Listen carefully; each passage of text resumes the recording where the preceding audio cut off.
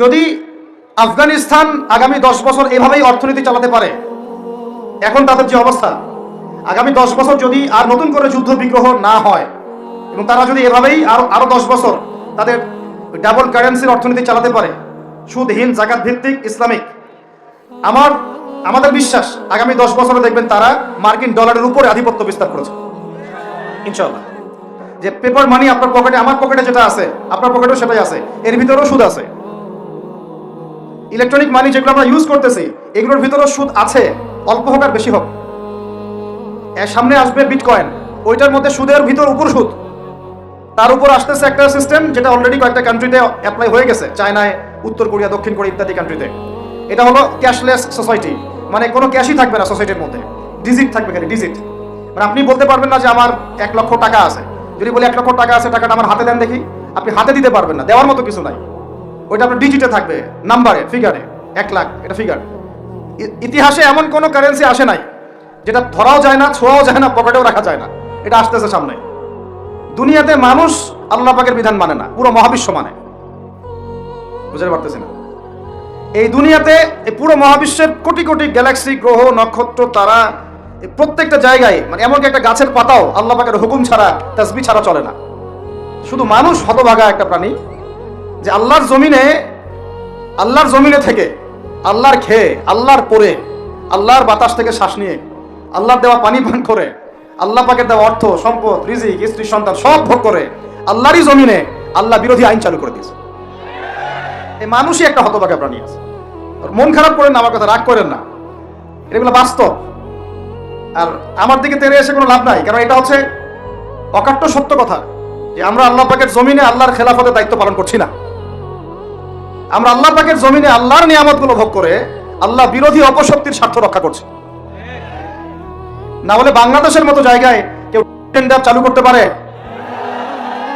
একটা 90% মুসলিমের দেশে কেউ সুদভিত্তিক ব্যাংকিং সিস্টেম চালু করতে পারে? মদের বার চালু করতে পারে? জেনার লাইসেন্স দিতে পারে? পতিতালয় লাইসেন্স প্রাপ্ত হয়? কখনো ওই যে যাত্রা, পালাগান, ঢাকঢোল, ডুগি তবলা বাজতেছে, কেউ প্রতিবাদও করতে পারে না। করতে গেলে তাকে বলা হয় সে মৌলবাদী, সে সন্ত্রাসী, সে জঙ্গি, উগ্রবাদী।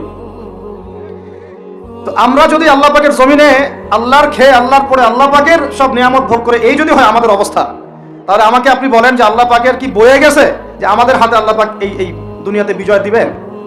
আর কোনো জাতি নাই? পুরো মহাবিশ্বে সবাই আল্লাহর হুকুম মেনে চলে। সূরা বনী ইসরাঈল পড়েন, এমন কোন সৃষ্টি নাই আল্লাহ পাকের যে আল্লাহর তাসবিহ পাঠ করে না। শুধু মানুষই হতভাগা একটা সৃষ্টি। আমরা, আল্লাহ মাফ করেন আমাদেরকে, নামাজও পড়ে না। কি করে না? 5 বার দিনে বলা হচ্ছে হাইয়া আলাস সালাহ, হাইয়া আলাল ফালাহ, সাফল্যের জন্য আসো, সালাতের জন্য আসো, কল্যাণের জন্য আসো। কানে ঢুকে না, যায় না নামাজ পড়তে। কোরআন, ওই যে বললাম, বাসায়, সবার বাসায় কোরআন আছে। এমন কোন ব্যক্তি আছেন আপনারা যে আপনাদের বাসায় কোরআন নাই? প্রত্যেকের বাসায় আছে। এমনকি আপনার ফোনের মধ্যে অ্যাপসে আছে, খুলে দেখার সময় নাই। সময় কোথায়? মানে এত ব্যস্ত, সকাল থেকে রাত পর্যন্ত এতই ব্যস্ত মানুষ হতভাগা যে কোরআন খুলে দেখার সময় নাই। আবার বলে, এসব কথা বললে আবার বলবে যে আমরা কি ইসলাম কম বুঝি? আপনারাই ইসলাম বোঝেন, আমরা বুঝি না? আপনারাই মুসলমান, আমরা মুসলমান না? এইগুলো বলবে। উমর রাদিয়াল্লাহু আনহু ঠিকই বলেছিলেন আজকে থেকে এই 1400 বছর আগে, যে ইসলাম ধ্বংস হবে যখন দেখবা 3টা বিষয় সমাজে চলছে। 1, দল্লাতুল আলেম, আলেমরা যখন পথভ্রষ্ট হয়ে যাবে তখন সমাজে ইসলাম ধ্বংস হয়ে যাবে। 2, ওয়াল আইম্মাতুল মুদিল্লিন, যখন আসবে এমন কিছু শাসক যারা পথভ্রষ্ট, মুদিল্লিন, তখন সমাজ ইসলাম ধ্বংস হবে। আর ওয়াল মুনাফিকিন ফি জিদারি কিতাবিল্লাহ, যে মুনাফিকরা যখন আল্লাহর কিতাব নিয়ে বাকবিতণ্ডা করবে, মুনাফিকরাই বাকবিতণ্ডা করবে যে আমরাই বেশি বুঝি ইসলাম, তোমরা বুঝো না। আর বাংলাদেশে টকশোর সংস্কৃতি চালু না হলে আমরা এটা বুঝতে পারতাম না যে আসলে হাদিসটা সত্য। মাথার উপর যায় কথা কিছু না, পরে লেকচার রিপিট শুনে নিন। মূল জায়গায় আসি। কোরআন ঘরে আসে, আমরা তেলাওয়াত করি না। নামাজের আজান কানে আসে, নামাজে যাই না। শেষ রাত্রে আল্লাহ পাক প্রথম আসমানে নেমে আসেন। কিভাবে নেমে আসেন আমরা জানি না, ওইটার কাইফিয়াত ব্যাখ্যা করার আমাদের দরকারও নাই। আল্লাহ পাক বলেছেন, বাস ঈমান রাখি। এবং আল্লাহ পাক আহ্বান করতে থাকেন, কে আছো আমার কাছে কিছু চাইবা, আমি তোমাকে দিব। সুবহানাল্লাহ। কে আছো আমাকে ডাকবা, আমি তোমার ডাকে সাড়া দিব। কে আছো আমার কাছে ক্ষমা চাইবা, আমি ক্ষমা করে দিব। এইভাবে ফজর পর্যন্ত আল্লাহ পাক আহ্বান করতে থাকেন। আমরা ওই সময় ফেসবুক চালাই, রিল্যাক্সে ঘুম দিই। তাহলে নামাজের আজান কানে যায়, নামাজ পড়ি না, কোরআন বাসায় আছে তেলাওয়াত করি না, খুলেও দেখি না, চল্লিশা কুলখানি বাদ দিয়ে। আর শেষ রাত্রে আল্লাহ পাক আহ্বান করতে থাকেন, আমি উঠে ওযু করে 2টা রাকাত নামাজ পড়ে একটু দোয়া করবো, সেটা পারি না। এই আমি আবার যখন দিনের বেলায় এলেম শিখতে যাই, এমন জায়গায় এলেম শিখতে যাই যেখানে নারী পুরুষ একাকার অবস্থা, ফ্রি মিক্সিং। আমি এমন এলেম শিখতে চাই যে এলেমটা আমাকে 20 বছরে 20টা সূরাও শিখায় না। 20টা হাদিস আপনার মুখস্থ নাই, আমি চ্যালেঞ্জ করতেছি আপনাকে। 20টা হাদিস আপনি দাঁড়ায় বলেন, ছোট ছোট হাদিস খালি। যেমন আমিরুল মুমিনিন উমর ইবনে খাত্তাব রাদিয়াল্লাহু আনহু قال قال رسول الله صلى الله عليه وسلم انما الاعمال بالنيات وانما لكل امرئ ما نوى فمن كانت هجرته الى الله ورسوله فهجرته الى الله ورسوله ومن كانت هجرته الى الدنيا يصيبها او امراه কি يتزوجها فهجرته الى ما هاجر اليه। এরকম ছোট আপনি আমাকে 20টা হাদিস শুনান, যারা 20 বছর পড়াশোনা করেছেন জেনারেল লাইনে, দাঁড়ান দেখি কার সাহস আছে। এই হচ্ছে আপনাদের শিক্ষার অবস্থা। তারপরে আপনি আবার যখন চাকরি ক্ষেত্রে যান, ঘুষ ছাড়া আপনার চাকরি হচ্ছে না। এই হলো অর্থনৈতিক জীবনের অবস্থা। আবার চাকরি, ব্যবসা, বাণিজ্য যাই করছেন, এর মধ্যে ম্যান্ডেটরি মাস্ট বি সুদ আছে। কি আছে? এই মাপে কম দেওয়া তো আছেই, অন্যের সম্পদ আত্মসাৎ তো আছেই, পণ্যে ভেজাল দেওয়া তো আছেই, তারপরে সিন্ডিকেট তো আছেই, যেটার দাম এখন এই রজবের, আজকে কয় তারিখ? রজবের 14-15 হবে না? তো এই রজবের 14-15-তে যে পণ্যের দাম 200 টাকা, 1.5 মাস পরেই সে পণ্যের দাম হবে 400 টাকা। এই হলো অর্থনৈতিক জীবনের অবস্থা। আর সুদের সাথে সম্পৃক্ত না হলে তো আমাদের ঘুম হচ্ছে না। বাংলাদেশের 64,000 গ্রাম বাংলা বলি না আমরা, 64,000 গ্রাম বাংলায় একাধিক সুদী এনজিও আছে, সবাই সুদী কারবার করতেছে। আমাদের মা বোনরা ওখানে সমিতিতে নাম লেখাচ্ছে, আমরাও নাম লেখাইছি অনেকে। কিস্তি শোধ করতে হচ্ছে, জমি বন্ধক রাখো, বাছুর বন্ধক রাখো, গরু বন্ধক রাখো। শেষমেশ ধনীরা ধনী হচ্ছে, গরিবরা গরিব হচ্ছে। কারণ আল্লাহ পাক এই কিতাবের মধ্যেই বলেছেন, সূরা বাকারার শেষের দিকে আছে যে ইয়া আইয়ুহাল্লাযীনা আমানু, হে মুমিনগণ, ইত্তাকুল্লাহ, আল্লাহকে ভয় করো, ওয়া যারু মা বাকিয়া মিনার রিবা, সুদ ছেড়ে দাও, ইন কুনতুম মুমিনিন, যদি মুমিন হয়ে থাকো, ওয়া ইল্লাম তাফআলু, সুদ যদি না ছাড়ো, ফাআযানু বিহারবিন মিনাল্লাহি ওয়া রাসূলিহি, আল্লাহ এবং তার রাসূলের সাথে যুদ্ধের ঘোষণা শুনে নাও। আয়াত বুঝলেন? আয়াতটা কি বুঝলেন? আল্লাহ পাক বলছেন যারা সুদ খায় বা সুদ না ছাড়ে, এরা আল্লাহ এবং তার রাসূল মুহাম্মদ সাল্লাল্লাহু আলাইহি ওয়াসাল্লামের বিরুদ্ধে অস্ত্র নিয়ে দাঁড়ায় আছে। তো আপনার আমার কল্যাণ হবে না ভাই দুনিয়ায়? পরকালে কল্যাণ হবে না? আমরা হাউজে কাউসারের পানি তো পাবো ইনশাআল্লাহ, আমরা কবরের উত্তর তো দিতে পারবো ইনশাআল্লাহ। আমাদের জন্য নবী সাল্লাল্লাহু আলাইহি ওয়াসাল্লাম সুপারিশ তো করবেন ইনশাআল্লাহ। সুপারিশ তো নবীজি করবেন, এটা ঠিক আছে, এটা তো ঠিক আছে। কিন্তু কোরআনে যে আল্লাহ পাক বললেন যে সুদ যদি তোমরা না ছাড়ো, তাহলে জেনে রেখো তোমরা আল্লাহ এবং তার রাসূলের বিরুদ্ধে যুদ্ধ করতেছো। এখন এটা আমরা কিভাবে আল্লাহ পাককে বুঝ দিব? দুনিয়াতে না বুঝ দিলাম, দুনিয়াতে হয়তো কারো ক্ষমতা আছে, জবানটা বন্ধ করে দিল, এই কথা বলতে পারবেন না, চুপ একদম, সম্ভব কিনা?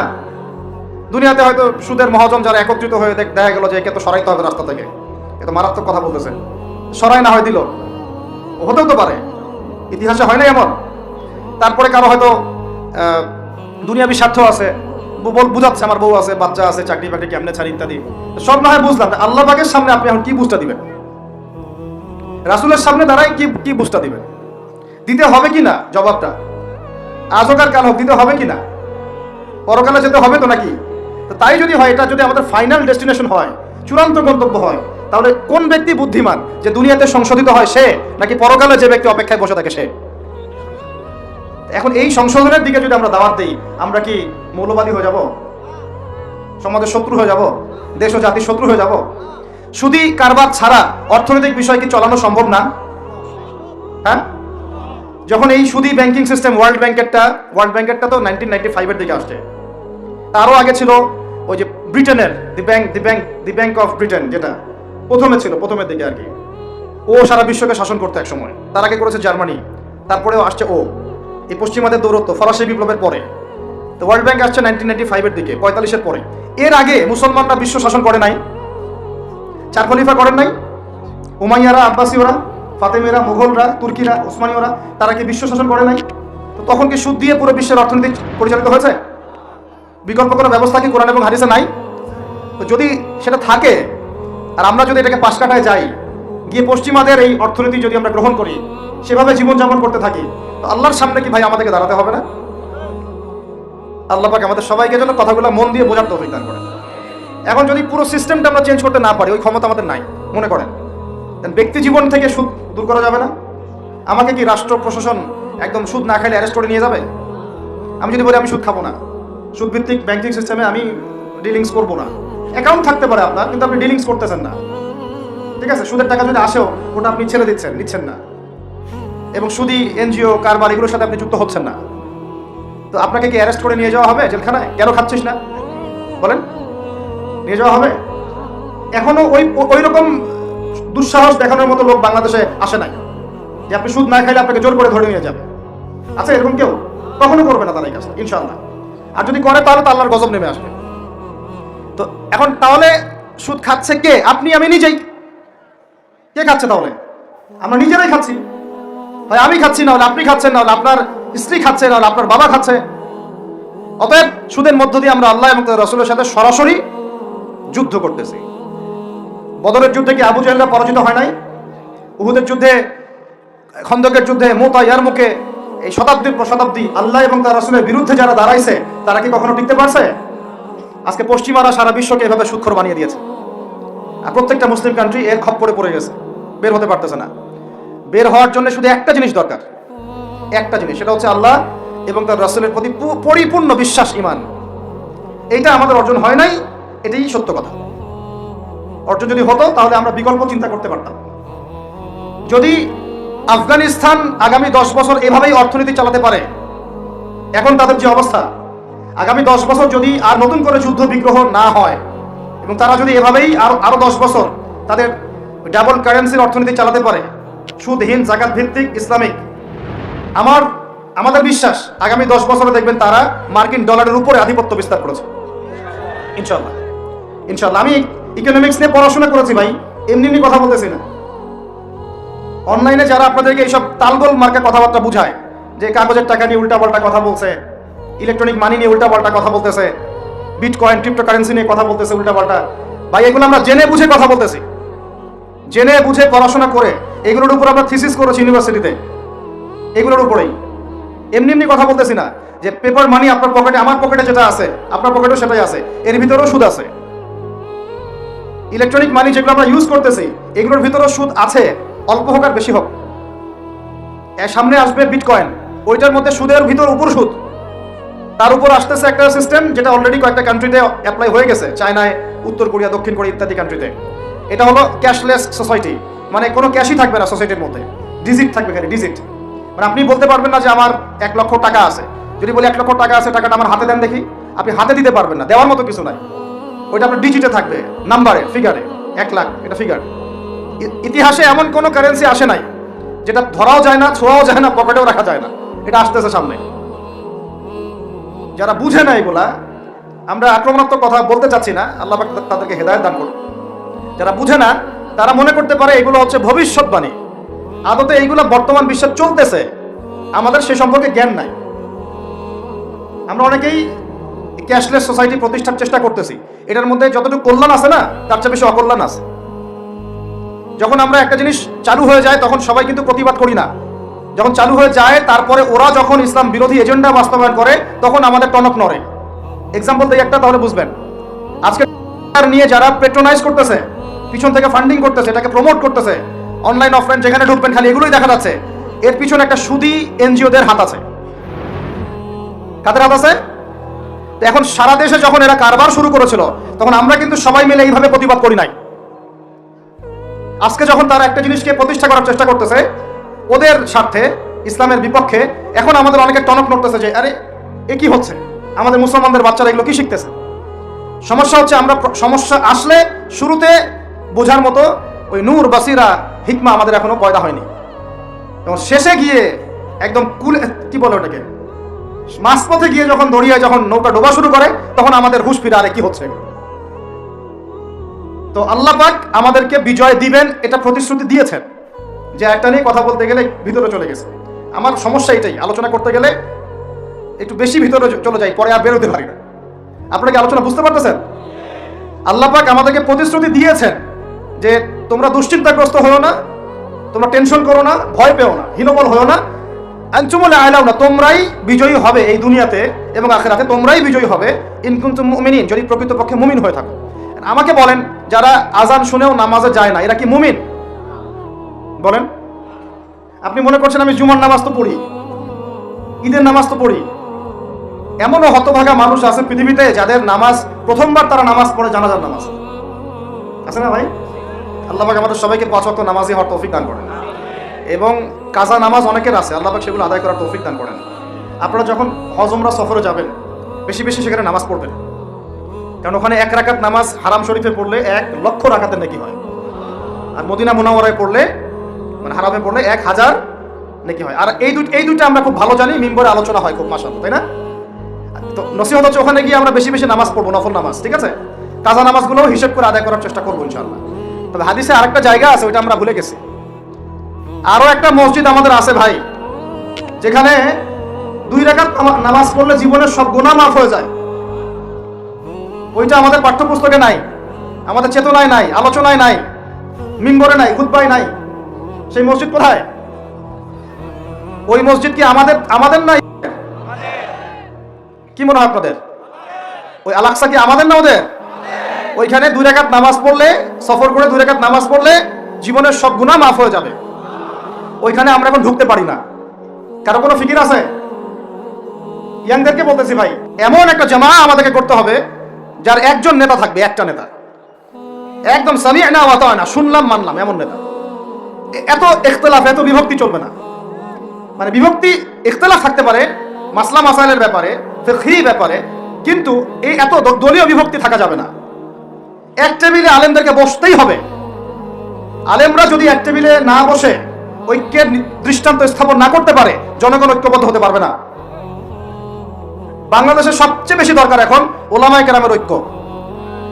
আমরা যারা ছোটরা আছি, আমাদের মূল কাজ এখন এইটাই, আমরা এটাই ফিকির করি কিভাবে আলেমদেরকে একটা জায়গায় বসানো যায়। আলেমরা যদি ঐক্যবদ্ধ হতে পারেন, জনগণ একদিকে ফোকাস করে চলতে পারবে ইনশাআল্লাহ। এবং তাদের মধ্যে যদি একজন আমির নিযুক্ত করা হয় এবং তার কথা যদি আমরা সূরাভিত্তিক মেনে চলি, ইনশাআল্লাহ বাংলাদেশ কেন, পুরো বিশ্বে দিন কায়েম করা সম্ভব। আমরা এই দিক থেকে আমরা মোটামুটি 20-30 বছর পিছায় আছি এখনো, বুঝতে পারছেন না আমার কথা? এই দিক থেকে দেখেন, আল্লাহ নবী সাল্লাল্লাহু আলাইহি ওয়াসাল্লাম মক্কাতেও সাহাবীদের মধ্যে কখনো বিভক্তি হতে দেন নাই। একজন নেতা, তার আন্ডারে সব সাহাবীরা বায়াত করে আছেন, হাতে হাত রেখে, ব্যাস যা বলবেন তাই। ডানে যেতে বলে ডাইনে, বামে যেতে বলে বামে। মার খাচ্ছেন, যদি নবীজি বলেন হিজরত করে চলে যাও, হিজরত করে চলে গেল আবিসিনিয়ায়, তাই না? আর যদি নবীজি বলেন সবর করো, সাবরান আলা ইয়াসির ফাইন্না মাউইদাকুমুল জান্নাহ, সবর করো, তোমাদের জন্য জান্নাত, সবর করতেছেন, মার খাচ্ছেন, তাও কোনো কথা বলতেছেন না। এইরকম সামি'না ওয়া আতা'নার জেনারেশন না থাকলে দিন কায়েম হয় না, যেটা আমাদের বিগত 50 বছর আমরা করতে পারি নাই, এটাই সত্য কথা। এটা করার জন্য সবার আগে আমাদের মনের হিংসা দূর করতে হবে। কি দূর করতে হবে? মনের হিংসা দূর করতে হবে, মনের অহংকার দূর করতে হবে, নিজেকে ছোট মনে করা শিখতে হবে। আমি ছোট মানুষ, বড়রা যে দায়িত্ব দিবেন সেটা পালন করব, আলেম ওলামার সহবতে থাকবো, তাদের পরামর্শ চলবো, আমাকে যেভাবে গাইড করেন সেভাবে চলবো, যখন যে দায়িত্ব আসবে সেটা পালন করব। চিন্তা এরকম না থাকলে আপনি চলতে পারবেন না, বিদ্রোহী হয়ে যাবেন তখন। বেয়াদবি, যে প্রথম একটা কথা বলছি, বেয়াদবি। আমরা অনেকেই বড় বড় বরেণ্য আলেমদের সাথে বেয়াদবি করছি, তাদের মানিজ্য হানি করছি। অনলাইনে লাইভে চলে আসলাম, একটা কথা বলে দিলাম, পোস্ট দিয়ে দিলাম, ভাবছি আমি ইসলামের বড় উপকার করে ফেললাম। আদতে আমি বিশৃঙ্খল একটা অবস্থা ছিল, আরো বিশৃঙ্খলতা বাড়ালাম। আমি কাছাকাছি তো আনতেই পারলাম না। কিছু মানুষের কাজ দেখলে মনে হচ্ছে যে তাদের একটাই কাজ। কি একটাই কাজ? অনলাইনে একটা করে আলেম, একটা করে বক্তা, একটা করে দায়ীর নাম ধরে ধরে সমালোচনা করা। এইটা করে আপনি দিনের কি উপকারটা করতেছেন? এই কাজগুলো করে আপনি দিনে কোন জায়গায় খেদমতটা করতেছেন বলেন? এতে করে মানুষের দিন সম্পর্কে, সেই আলেম সম্পর্কে, সেই বক্তা সম্পর্কে, সেই ওস্তাদ সম্পর্কে, সেই ইসলামী দল সম্পর্কে কি ভালো ধারণা সৃষ্টি হচ্ছে না খারাপ?